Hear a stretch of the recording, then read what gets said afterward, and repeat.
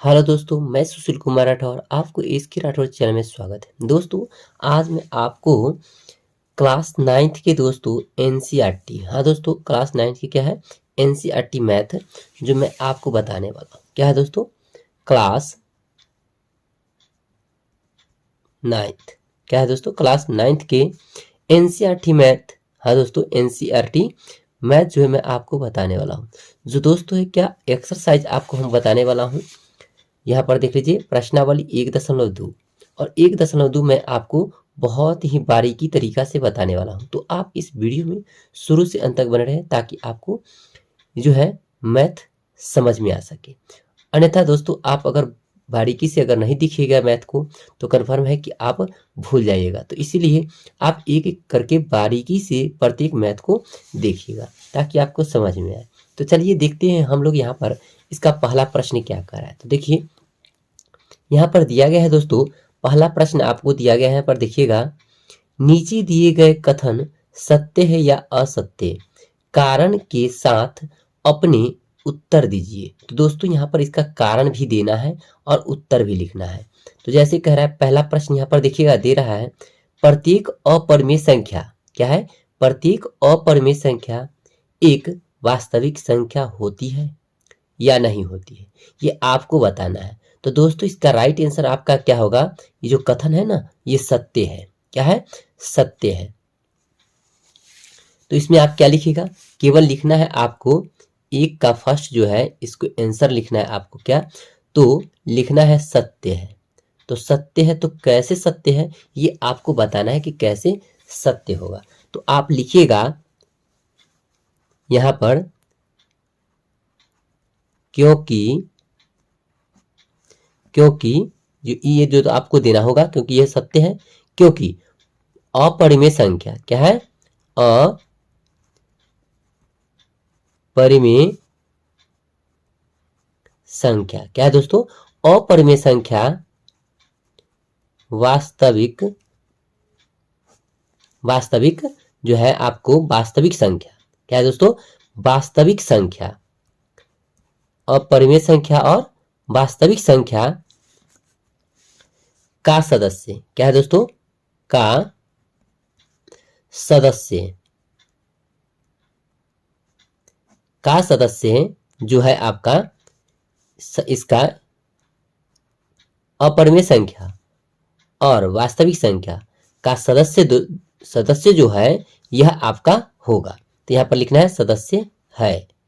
सदस्य माने दोस्तों परिवार, क्या है दोस्तों, परिवार, इसलिए इसको लिख सकते हैं यहां पर सदस्य है। ठीक है, तो क्योंकि लिख दिए, तो यानी कि पहले लिखना है आपको सत्य है, फिर लिखना है क्योंकि यह जो है अपरिमेय संख्या और वास्तविक संख्या का सदस्य है, इसीलिए यह सत्य है। ठीक है, दूसरा में लिखिएगा। यहाँ पर दूसरा प्रश्न देखिए क्या लिख रहा है। दूसरा प्रश्न लिख रहा है दोस्तों, संख्या रेखा का प्रत्येक बिंदु रूट अंडर एम के रूप का होता है, जहां क्या है दोस्तों, एम एक प्राकृतिक संख्या है। तो कह रहा है दोस्तों इसमें कि संख्या रेखा पर का प्रत्येक बिंदु रूट एम के रूप का है और जहां एम एक प्राकृतिक संख्या है। तो क्या ऐसा हो सकता है? तो यही इसमें लिखना है। तो दोस्तों ये भी क्या होगा आपका, ये जो है वाक्य जो है ये असत्य हो जाएगा, ये नहीं होगा। तो लिखिएगा क्या, असत्य है। क्या है दोस्तों, असत्य है। और इसका क्योंकि में क्या लिखिएगा, क्योंकि आपको लिखना होगा इसमें कि इसमें देना होगा आंसर, क्योंकि लिखना होगा यहां पर, लिखिएगा आप कि दूसरी संख्या, क्या है, दूसरे प्रकार की संख्या, दूसरे प्रकार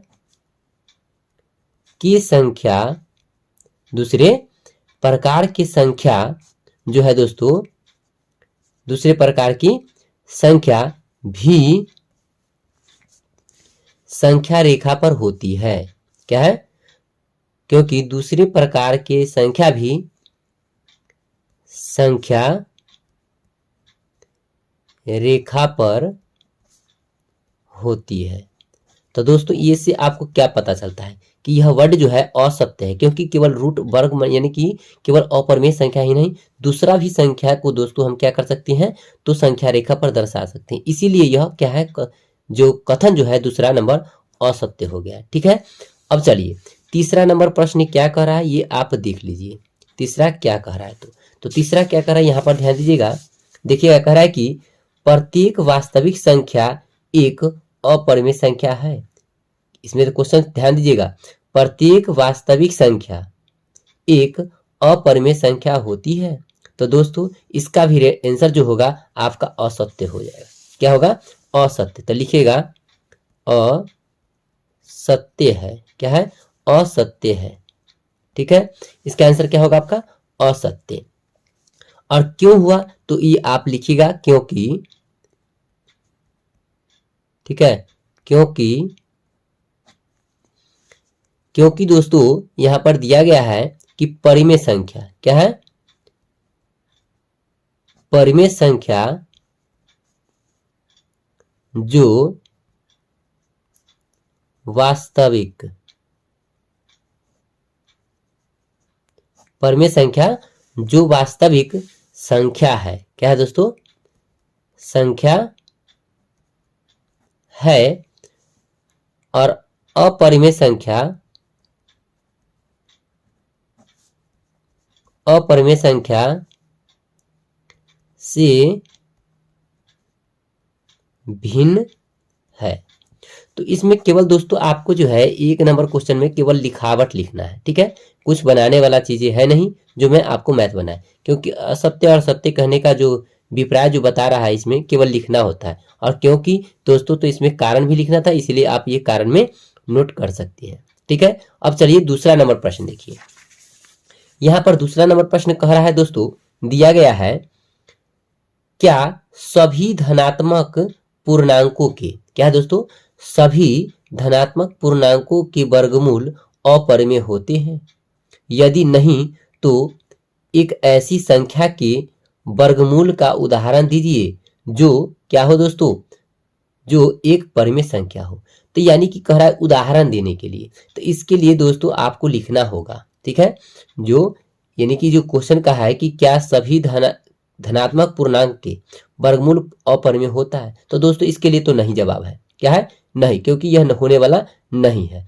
और यदि नहीं हो तो एक ऐसी संख्या वर्गमूल का उदाहरण देकर बताइए, तो उदाहरण भी देना है। तो दोस्तों आप इसमें पहले तो दूसरा नंबर का आंसर आप लिखिएगा नहीं है। क्या है, नहीं है। ठीक है, और उसके बाद इसमें लिखना है आपको उदाहरण। तो उदाहरण में लिखना है आपको, यहां देख लीजिए, उदाहरण में आपको देना है √4। क्या है, √4। तो √4 के वर्गमूल क्या हो जाता है दोस्तों, 2 हो जाता है। तो इसके लिए इसका रूट तो टूट गया, तो ये क्या है, परिमेय संख्या है। ठीक है, और अपरिमेय संख्या कह रहा था, इसलिए यह गलत होगा, नहीं होगा। और यहाँ पर क्या होगा, ऐसी कोई संख्या है जो कि वर्गमूल तोड़ने पर उसका परिमेय आता है, और ये संख्या क्या है, √4। इसी प्रकार रूट आप ले सकते हैं, क्या, 9 भी ले सकते हैं, हो सकता है रूट आप 16 भी ले सकते हैं। ठीक है, वो सभी संख्या जो है परिमेय संख्या है। तो ये आपका उदाहरण राइट हो जाएगा। तो दूसरा नंबर आपका मैथ सोल्व हो गया। चलिए इसी प्रकार देखेंगे हम लोग तीसरा नंबर प्रश्न देखेंगे। ठीक है, तो चलिए तीसरा नंबर देखिए, यहां पर प्रश्न लिखा गया है दोस्तों, दिखाइए कि संख्या रेखा पर √5 को किस प्रकार निरूपित किया जा सकता है। यानी कि आप संख्या रेखा पर √5 को कैसे लिखेंगे। तो चलिए हम लोग अब मैथ को सोल्व करते हैं। तो मैथ कैसे सोल्व कीजिएगा ये ध्यान दीजिएगा, और मैथ को आपको अच्छी तरीका से ध्यान देना है ताकि आपको समझ में आ सके। ठीक है, चलिए यहाँ पर तीसरा नंबर आपको मैथ सोल्व करके बताने वाला हूं। चलिए तीसरा नंबर सोल्व कर लेते हैं। यहाँ पर तो पहले तो आपको लिखना होगा दोस्तों कि आपका क्वेश्चन क्या दिया गया था। तो √5 को क्या है, संख्या रेखा पर दर्शाना है। तो इसके अनुसार, ठीक है, इसके अनुसार आपको लेना होगा, फर्स्ट नंबर लिखना होगा आपको इसमें, एक रेखा एल खींचेंगे। क्या खींचेंगे, एल खींचेंगे। ठीक है, एक रेखा एल लेंगे, जो कि क्या है, एक रेखा हम एल खींचेंगे। ठीक है, खींचते हैं, तो यहाँ पर खींचते हैं लिखिएगा, खींचते हैं। ठीक, उसके बाद दूसरा आपको लिखना क्या है, यहां पर ध्यान दीजिएगा, दूसरा आपको लिखना है रेखा, रेखा पर ओ ए, क्या है, ओ ए बराबर 2 इकाई। अभी कहां से ले रहे हैं दोस्तों, हम बता रहे हैं आपको, लेते हैं, ठीक है। तो इसके लिए चलिए पिक्चर हम लोग बना लेते हैं। तो इसके लिए तो पिक्चर आपको बनाना होगा। तो चलिए यहां पर देखिए, एक पिक्चर हम लोग बना लेते हैं। ये हो गया आपका, जो कि आपको √5 को दर्शाना है, ठीक है। तो ये आपका हो गया एक ग्राफ, ठीक है। ये रेखा हो गया और ये आप रेखा ले लिए। अब इसको यहां पर हम क्या मान लेते हैं दोस्तों, ओ मान लेते हैं। क्या मानते हैं, ओ।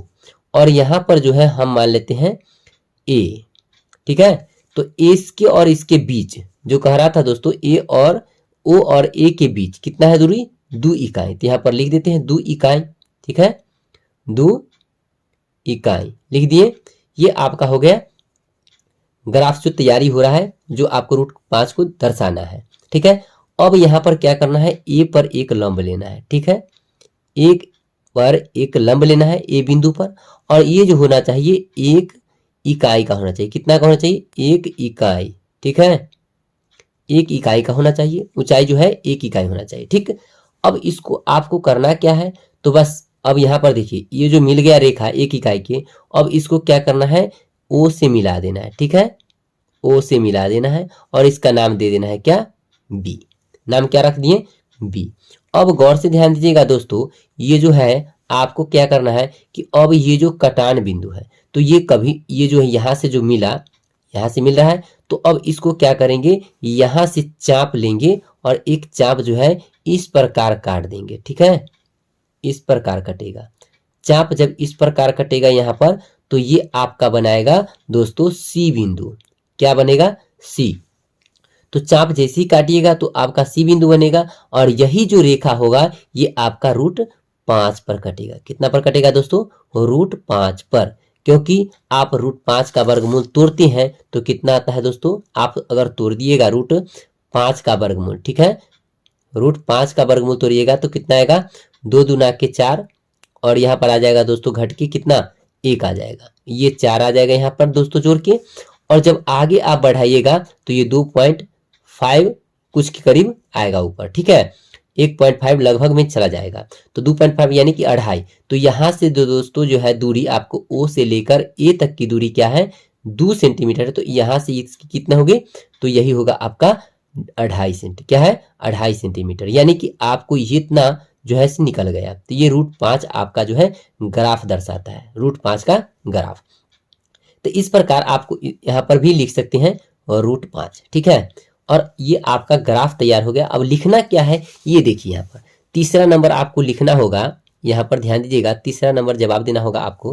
क्या लिखिएगा, ये देखिए, कह रहा है बिंदु, क्या लिखना है, बिंदु ए पर, बिंदु ए पर समकोण, समकोण बनाते हैं। कोण ए पर क्या बनाता है दोस्तों, समकोण, यानी कि 90 डिग्री बना रहा है। कितना बना रहा है, 90 डिग्री। चौथा लिखना है दोस्तों आपको, यहां पर ध्यान दीजिएगा, चौथा में लिखना क्या है, ये देखिए। तो चौथा में लिखना है आपको ए बी, क्या है, ए बी बराबर 1 इकाई। क्या है दोस्तों, 1 इकाई काटते हैं, ठीक है, काटते हैं। तो ये आपका हो गया। पांचवा लिखेंगे, यहां पर ध्यान दीजिएगा, पांचवा में क्या लिखिएगा, तो लिखिएगा आप यहां पर ओ से बी को मिलाया, ठीक है, इतना बात लिख दिए। अब फिर आपको लिखना है नीचे ओ बी बराबर, क्या लिखना है, ओ बी बराबर √अंडर ओ ए स्क्वायर प्लस के ए बी स्क्वायर, ठीक है। अब इसका हम जो करेंगे, ये ध्यान दीजिएगा, यहाँ पर ओ ए कितना था दोस्तों, 2 के स्क्वायर, 2 सेंटीमीटर था। देख लीजिएगा यहाँ पर लिखा गया है, यहाँ पर देखिएगा ओ ए कितना है, 2 सेंटीमीटर, और हमारा दिया गया है ए बी कितना सेंटीमीटर, 1। तो यहाँ पर रख लेंगे ए बी का मान 1, क्या है, 1 रख लेते हैं। अब इसका मान तोड़िए आप, तो ये आ जाएगा आपका क्या, ध्यान दीजिएगा, 2 दूना के 4 और 1, तो ये आ जाएगा आपका √5 आ गया 5। अब यही बात को यहाँ पर आपको लिखना है क्या, तो अब यहाँ पर लिखेगा, अब ओ को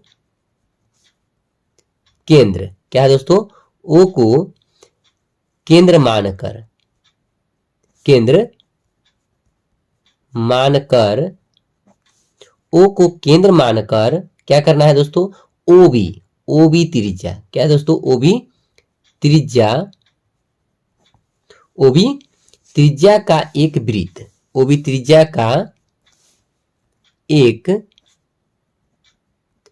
वृत्त करेंगे, खींचते हैं ना, क्या है कि ओ बी, तो ध्यान दीजिएगा यहाँ पर ओ और बी, तो ओ और बी को एक त्रिज्या, यानी कि इसको त्रिज्या मानकर एक वृत्त खींचते हैं। यही वृत्त आएगा दोस्तों, जो कि हम छोटा सा ही वृत्त लेते हैं। हम पहले बताए थे कि आपको यहाँ पर क्या करना है, चाप लेना है और एक वृत्त की रचना करना है, जो कि इसको त्रिज्या मानकर क्या करेंगे, हम इसे एक वृत्त खींचेंगे। तो ये पूरा खींचना नहीं है, थोड़ा सा खींचना है, ताकि √5 पर यानी कि ग्राफ बन सके। ठीक है, तो आप लिखिए क्या, ओबी त्रिज्या का, ठीक है, ओबी जो है त्रिज्या का एक वृत्त, ठीक है, वृत्त चाप खींचते हैं, ठीक है, चाप खींचते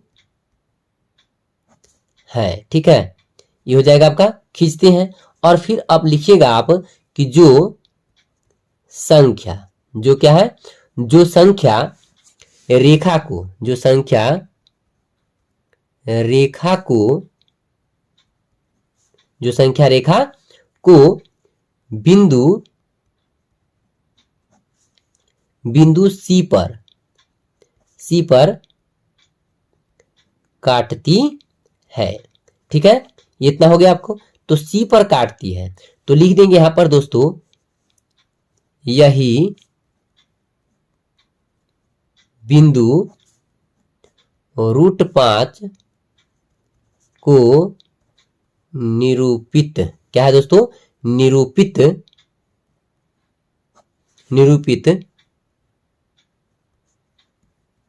करता है।